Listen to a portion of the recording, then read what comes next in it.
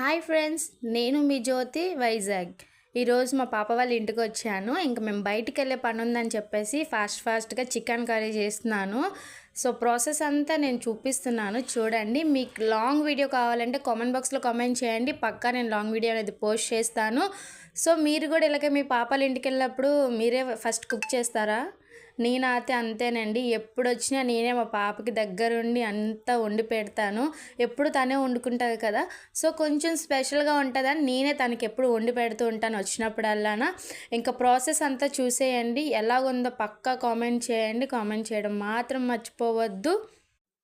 ఇంకా onions, chillies, tomatoes అన్నీ మన దగ్గరికి మగ్గిన తర్వాత మనం అందులోనే చికెన్ కూడా వేసుకొని కొంచెం మంచిగా ఇలాగా మనకి ముక్క మెత్తగా అయినంత వరకు, హాఫ్ బాయిల్ అయినంత వరకు మనం ఇలా చేసుకోవాలి. ఇంకా అల్లం వెల్లుల్లిపాయ పేస్ట్, ఇంకా అల్లము ఎల్లుల్లిపాయ, ఆనియన్, మిరియాలు, ఇంకా లవంగాలు అవన్నీ వేసుకొని మనం చేసుకోవాలి. ఇది మేమే ఇంట్లో చేసుకున్న కారం అండి, చాలా బాగుంటుంది. బయట కొనే కంట మనం ఇంట్లో అదే కారం చేసుకుంటే మనకి మంచిది. బయటను కొనుక్కొని కారాలు కొనుక్కొని బాగోవు. మనం పిల్లలు పెట్టేటప్పుడు కూడా వాళ్ళకి కూడా ఇబ్బంది అవుతుంది. సో ఎందుకైనా మంచిది మీరు కూడా ఇంట్లో మంచిగా ఎండుమిరపకాయలు అటు తెచ్చుకొని మంచిగా కారం అయితే ఆడించుకోండి.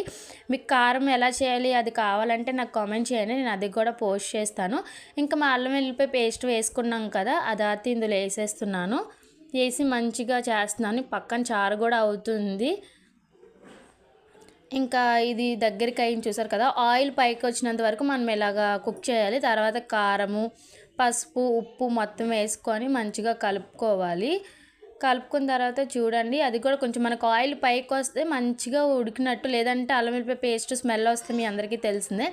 ఇంకా బాయిల్ అయిన చికెన్ మనం పక్కన పెట్టుకున్నాం కదా, అది కూడా ఇందులో వేసేసి మంచిగా ముక్కకి ఉప్పు కారం మొత్తం పట్టేలాగా మంచిగా కలుపుకోవాలి. అప్పుడే మనకి మంచి టేస్ట్ అనేది వస్తుంది. చూసారు కదా, ఇలా ముక్కకు అంతా పట్టాలి.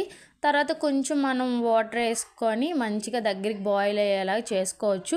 మనకు గ్రేవీ కావాలి అనుకుంటే గ్రేవీగా కూడా ఉంచుకోవచ్చు, లేదంటే ఫ్రై చేసుకుంటే బాగుంటుంది. ఇక్కడ చారుకు కూడా పోపు పెట్టేశాను, అంటే బయటికి వెళ్ళేది ఉందని చెప్పేసి ఫాస్ట్గా కుక్ చేస్తున్నాను. ఇంకా చిన్న లెమన్ పిండుకుంటే చికెన్కి మంచి టేస్ట్ వస్తుంది. మనం ఇలా బాయిల్ అయినప్పుడే కొంచెం నిమ్మకాయ కూడా పిండుకుంటే బాగుంటుంది. అంటే ఇది నా స్టైల్లో చెప్తున్నాను, మీకు ఎలాగా ఉందో చూడండి. ఇక్కడ మా పాపే ఇక్కడ చూసారు కదా చెప్తుంది, మా మమ్మీ చికెన్ కర్రీ చేస్తారు ఎమ్మీ ఉందని చెప్పేసి. పక్కా మీరు కామెంట్ అనేది చేయండి. Thank you so much.